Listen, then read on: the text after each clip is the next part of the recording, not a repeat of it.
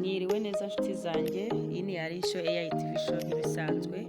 Uyu munsi nanone nje kubabwira urutonde rw'amazina meza atangizwa na Leta B, amazina y'abahungu yo kwita abana muri iki gihe kigezweho, ndetse mbabwire n'ubusobanuro bwayo n'aho akomoka. Tudatinze rero, reka dutangire ku mwanya wa 10. Ku mwanya wa 10 turasanga izina Bryden. Bryden ni izina ryiza cyane wakwita umuhungu rikomoka muri Irish, ikaba yisobanuye ngo umuntu w'intwari. Iri ni izina rigezweho ariko ritarasakara, ushobora kwita umwana wawe umuhungu. Dukomeje rero ku mwanya wa 9 aho dusanga izina Brando. Brando ni izina ryiza wakwita umuhungu. Iri zina rikomoka mu Kidage, rikaba risobanuye ngo inkota, cyangwa se rishobora no gusobanura ngo umuntu ufite imbaraga. Brando ni izina ryiza rero wakwita umuhungu. Dukomeje no ku mwanya wa 8 aho dusanga izina Bowen. Izina Bowen rikomoka ku izina Owen. Iri ni izina ryiza cyane rikomoka mu Bwongereza. Iri ni izina wakwita umwana w'umuhungu, risobanuye ngo umwana w'umuntu w'umunyacyubahiro, mbese ufite umuntu akomoka mu munyacyubahiro. Ushobora no kuryita umukobwa. Twagiye ku mwanya wa 7 aho dusanga izina Belani. Belani ni izina ryiza cyane wakwita umuhungu.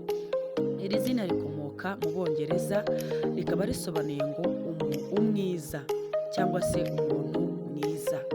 Belani iri ni izina rero wakwita umuhungu. Tugeze ku mwanya wa 6 aho dusanga izina Braven. Braven ni izina ryiza cyane wakwita umuhungu. Iri ni izina rikomoka mu Bwongereza. Iri zina rikaba risobanuye ngo umuntu w'intwari. Braven ni izina ryiza cyane. Twakomeje ku mwanya wa 5 aho dusanga izina Benis. Benis ni izina ryiza cyane wakwita umuhungu. Iri zina rikomoka mu Bugiriki, rikaba risobanuye ngo uzana intsinzi. Benis ni izina ryiza cyane rero wakwita umuhungu muri iki gihe cyiza kandi kigezweho.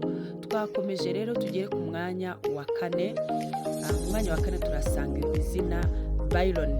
Byron ni izina ryiza cyane rikomoka mu Bufaransa, rishobora no gukomoka mu Bwongereza, rikaba risobanuye ngo umuntu ukomeye. Iri ni izina ryiza cyane wakwita umwana wawe w'umuhungu. Turimo turagana ku musozo rero tugera ku mwanya wa 3 aho dusanga izina Vivia. Vivia ni izina ryiza cyane wakwita umuhungu. Iri zina rikomoka mu Baratini, rikaba risobanuye ngo ufite ubuzima. Vivia ni izina ryiza cyane wakwita umwana wawe w'umuhungu. Mbibutsa ko aya mazina ni amazina ataritwa abana benshi. Twageze ku mwanya wa 2 aho tuhasanga izina Bevis. Izina Bevis ni izina ryiza cyane wakwita umuhungu, rikomoka mu Bufaransa. Iri zina rikaba risobanuye ngo umwana mwiza. Bevis ni izina ryiza rero wakwita umuhungu. Dukomeza twihuse tugeze ku mwanya wa 1. Se uratekereza umwanya wa 1 hariho irihe zina? Ntabwo tugutindira rero, ni ukuri kugira ngo uticwa n'amatsiko. Izina dusanga ku mwanya wa 1 ni izina ryitwa Brio. Brio cyangwa se Brian ni izina ryiza cyane rikomoka muri Irish. Iri ni izina wakwita umuhungu, rikaba risobanuye ngo umunyacyubahiro, umuhungu w'umunyacyubahiro. Urumva ko ari izina ryiza wakwita umwana wawe w'umuhungu.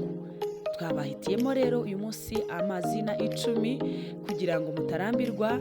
Nongera kwibutsa abantu mwese mutarakora subscribe, nukuri mukande subscribe kugira ngo dukomeze tubane mu biganiro byose.